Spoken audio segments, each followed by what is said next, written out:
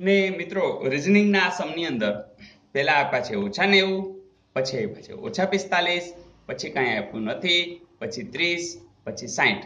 એટલે એકચ્યુઅલી આ શ્રેણી આમ વધતી તો જાય જ છે મિત્રો, અને બહુ સ્પીડ પણ નથી, એટલે ડિફરન્સથી જ લગભગ પતી જવું જોઈએ. જેમ કે ઓછા 90 અને ઓછા 45, બીજામાંથી આપણે પહેલું બાદ કરીએ, એટલે કે ઓછા 45 ઓછા 90, જોજો ઓછા 45 વત્તા 90 એટલે કે ખાલી 45 આવે છે. ઓકે, એટલે આનો ડિફરન્સ 45 છે. હવે અહીંયા જોઈએ આનો ડિફરન્સ કેટલો છે, તો કે 60 ઓછા 30 એટલે કે એનો 30 આવે છે. મિત્રો થાય છે એવું કે અહીંયા છે 45 છે, અહીંયા 30 છે. હવે એક અહીંયા આવશે ડિફરન્સ અને એક અહીંયા આવશે.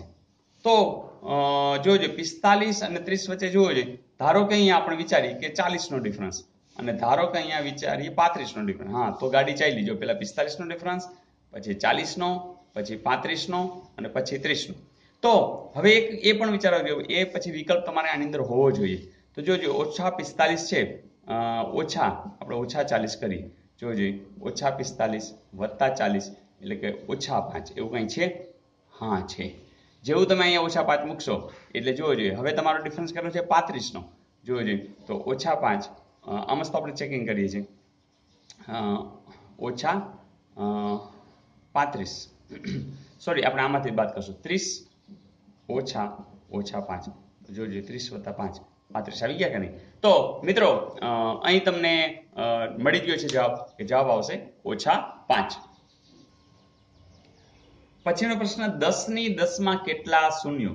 મિત્રો સાવ સિમ્પલ છે. ધારો કે તમને કાંઈ ખબર નહોતી તો તમે એવો એક ઉપયોગી કરી શકો કે તમને યાદ છે કે 10 ની 1 ઘાત એટલે કેટલા, તો કે 10. 10 ની 2 ઘાત એટલે કેટલા, કે 10 ગુણ્યા 10.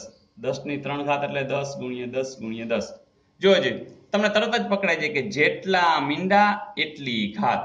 તો હવે તમે આના આધારે જ કહી શકો કે 10 ની 10 ઘાત એટલે 1 પછી કેટલા મીંડા, 1 2 3 4 5 6 7 8 9 ને 10. તો એ 10 જ જવાબ આવે. આ તો આપણે મસ્ત ગણ્યું, બાકી તો ખબર જ છે કે આ છે એનો જવાબ, એટલે 1 જ સેકન્ડનો આ છે. ચાલો, કોઈ એમ કે 10 ની ઓછા 3 ઘાત, તો એને દશાંશ ચિહ્નમાં કેમ લખાય? તો દશાંશ ચિહ્નમાં લખવા માટે તમને ખબર છે કે ઓછા 3 ઘાત છે એને જો વત્તા કરવી હોય તો પહેલા તો તમે ક્યાં લખી નાખશો? નીચે 10 ની 3 ઘાત થઈ જશે, બરાબર? તો એ પ્લસ થઈ ગઈ, બરાબર? તો હવે તમને ખબર છે કે 1 ના છેદમાં કેટલા મીંડા? 3 મીંડા. ફરીથી દશાંશ ચિહ્નમાં લખવા માટે તમારે 3 પોઈન્ટ ખસવું પડશે, એટલે આ પોઈન્ટ અહીં છે એટલે ખસવા માટે 0.001 જોજો, અહીંથી 1 2 અને 3 પોઈન્ટ ખસી ગયું. તો આ જે છે એને તમે આ રીતે પણ લખી શકો.